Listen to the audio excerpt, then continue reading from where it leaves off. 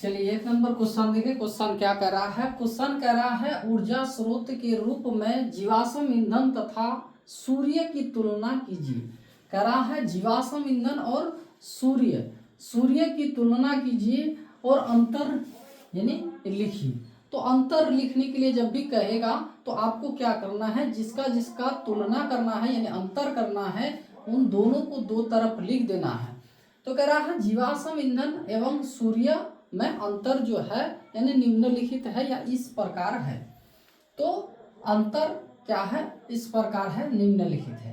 यानी आप जो भी लिख सकते हैं, यहाँ लिख सकते हैं जीवाश्म ईंधन एवं सूर्य में अंतर, और यहाँ अगर बढ़ाना चाहते हैं तो अंतर क्या, निम्न लिखित है। ठीक है, जो इस प्रकार है ऐसे भी लिख सकते हैं। तो एक तरफ आपको देना है जीवाश्म ईंधन और एक तरफ देना है सूर्य। जीवाश्म ईंधन को एक एक करके यानी एक एक पॉइंट में लिखना है। क्या? यह बहुत अधिक प्रदूषण यानी फैलाता है। ये जीवाश्म ईंधन क्या है? जो जीव से बने हुए हैं, जैसे पेड़ पौधे से, और जितने भी जीव जंतु यानी लाखों साल पहले अगर जमीन के अंदर धंस गया है, मर गया है, ठीक है, उन्हीं का यानी अवशेष से जो पदार्थ बने हैं जिसको हम लोग कोयला, पेट्रोलियम कहते हैं, तो वह जीवाश्म ईंधन है। ठीक है, तो यह बहुत अधिक प्रदूषण फैलता है। इससे यानी क्या होता है, इसको अगर हम लोग जलाते हैं तो इससे धुआं निकलते हैं और बहुत ही यह प्रदूषण फैलाते हैं। तो यह बहुत अधिक प्रदूषण फैलाता है।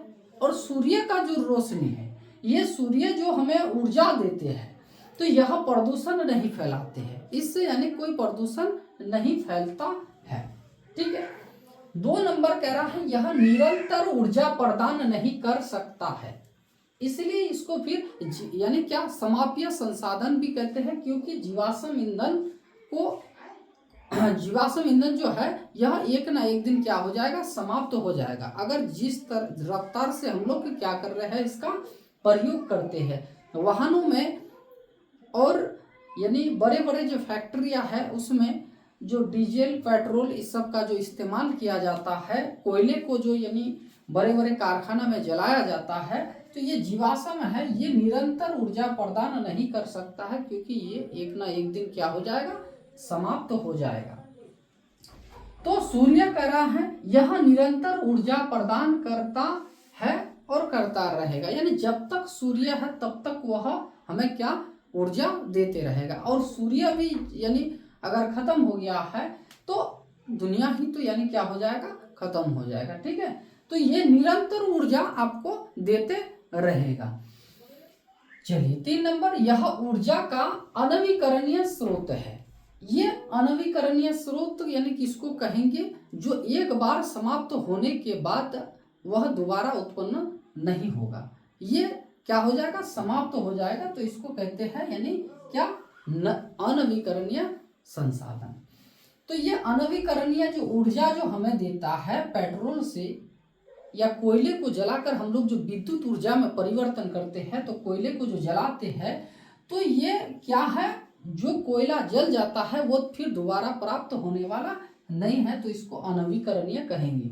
और सूर्य का जो रोशनी है यह ऊर्जा का क्या है, नवीकरणीय स्रोत है। इसको क्या कहते हैं, नवीकरणीय स्रोत।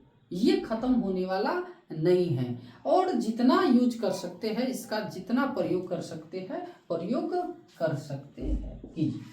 ठीक है, तो ये हो जाएगा आपका यानी ऊर्जा के स्रोत के रूप में जीवाश्म और सूर्य की तुलना अगर बोलेगा तो इस तरह आपको लिख देना है। अगर फिर यहाँ अगर आपको लिख देना है जीवाश्म ईंधन जो क्या क्या होता है, तो लिख दीजिएगा क्या,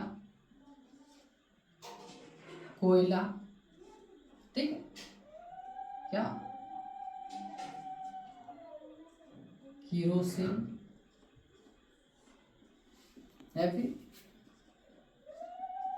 पेट्रोल, डीजल, इसके अंतर्गत आ जाएगा। ठीक है, ये क्या, जीवाश्म ईंधन के अंतर्गत ये आएगा। और ये सूर्य तो सूर्य है ही, क्योंकि ये आपको इतना रोशनी फैलाता है, इतना प्रकाश देता है, जो ये जब तक दुनिया रहेगा तब तक इसका सूर्य का रोशनी हमें ऊर्जा देते रहेगा। इसको नवीकरणीय कहते हैं। ये प्रदूषित नहीं करते हैं, ठीक है, ये निरंतर ऊर्जा देते हैं और ये प्रदूषण फैलाते हैं। ये ऊर्जा निरंतर नहीं देगा, ये अनवीकरणीय संसाधन है, ठीक है।